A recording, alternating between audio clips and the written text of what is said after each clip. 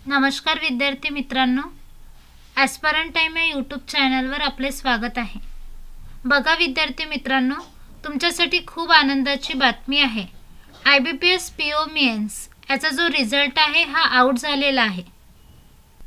तुम्ही जर result check केला नसेल तर रिझल्ट चेक करा। याची लिंक मी तुम्हाला डिस्क्रिप्शन बॉक्समध्ये दिलेलीच आहे। ज्यांची IBPS PO मेन्स क्लिअर झालेली आहे त्यांचं खूप खूप अभिनंदन।